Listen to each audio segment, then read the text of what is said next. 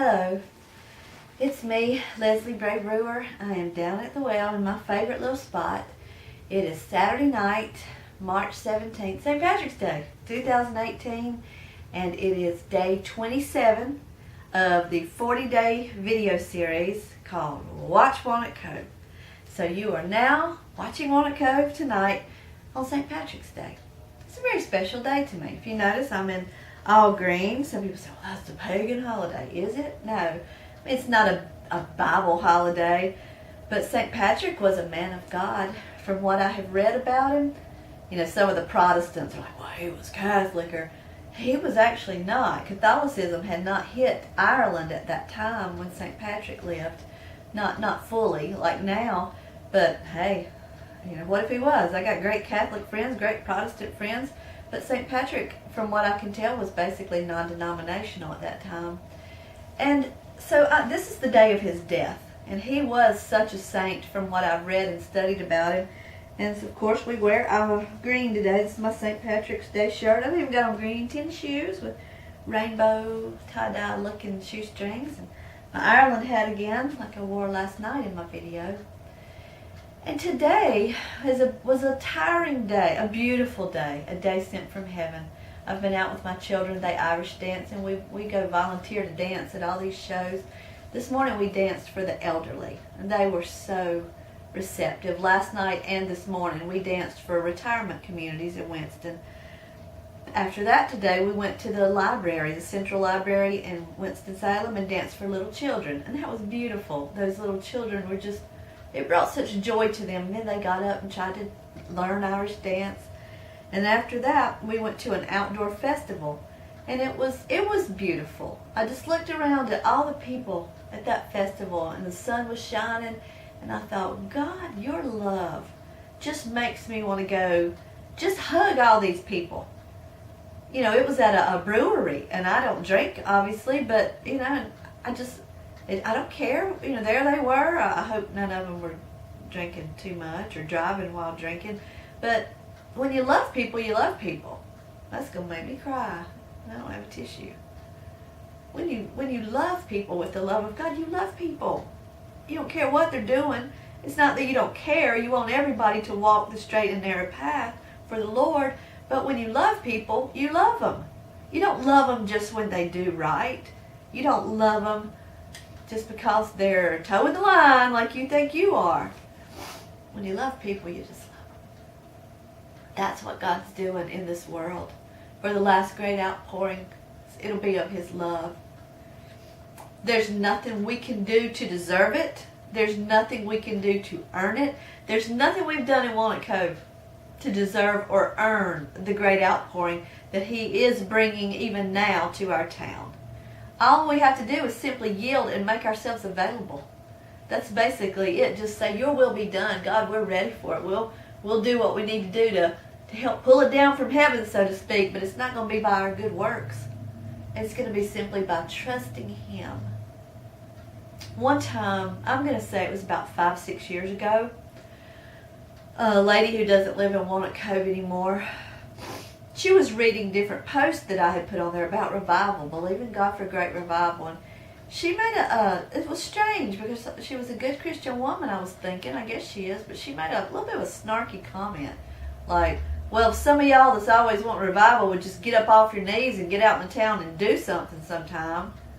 You know, I think that's more important. Well, that puzzled me. I didn't answer her back because I didn't want to, you know, start an argument or have to defend myself. Do you notice Jesus never defended Himself? Have you ever noticed that? Jesus didn't have to justify everything He did. He could have gone to all those people and said, hey, listen, I'm the Son of God. Why are you persecuting me? Didn't you see I just healed all these people over here? Didn't you see that? I can prove it. I did it. Go ask Him. Jesus didn't do any of that. Jesus just kept on working. And when they talked about Him, and when they misunderstood Him, and when they persecuted Him, He just loved them, kept going. And that's what we have to do. So I didn't go back and say anything to justify myself, but I want to clarify tonight that just because there are people worldwide waiting for the last great outpouring that we believe is biblically promised, doesn't mean that we're not doing anything now. I believe that the intercessors certainly can find enough time to pray for revival and intercede for their towns or their loved ones and still do the work of God on a daily basis. Do we just do the work of God when we come to church? No. We do the work of God all day long. The world is our mission field from the time we get up to the time we go to bed. So when we're at school, when we're shopping, when we're at work, when we're out volunteering in the community, everything we do should be to glorify God. Everything. So people who intercede heavily and stay in prayer, for I don't know how long. I wish I stayed in prayer for hours. I can't say that I do. On rare occasions, I need to pray more.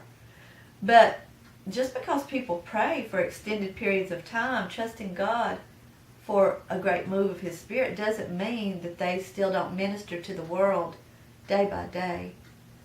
The people in this town, and not just in this church, the Well, but all over town, the people in this town that I've seen hunger for this move of God, those are the same people that I see at the volunteer events, helping at East Stokes Outreach, helping at nursing homes and assisted livings, going to town committee meetings to try to improve conditions in our town, fighting for justice with persecuted groups in this town, reaching out with financial help and food and clothing for the poor, for the undernourished, for the financially impoverished, going to meetings in this town to help stop drug abuse.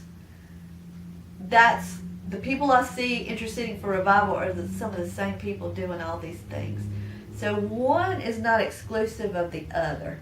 You can pray and believe for great revival and even spend great lengths of time in prayer and still be doing God's will all day long in the community.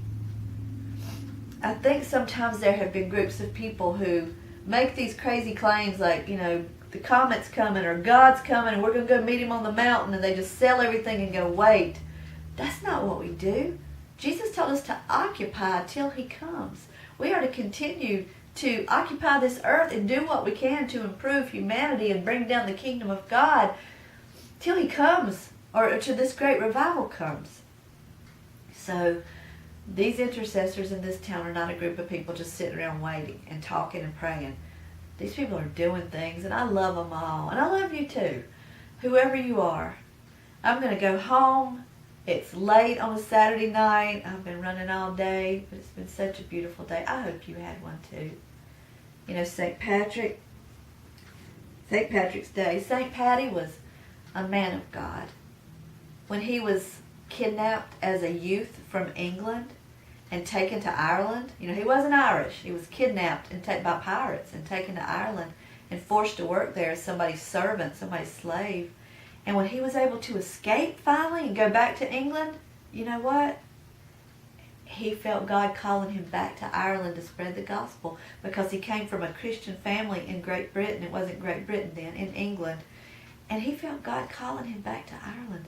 I went to the church where he preached his first sermon. It wasn't a church then, but the site there's a church on it now where he preached his first sermon in 400 something AD, long ago. He gave up his life, with his family. He gave them all up to go back to Ireland to reach out and bring the revival that Ireland needed. And he did it through his mission work and his love for humanity.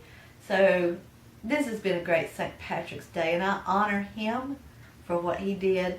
And I want to do the same thing, don't you? Just lay down my life to bless others and pull down that great revival from heaven. Thank you for watching. Watch Walnut Cove. Keep watching. I love you. I'll see you later.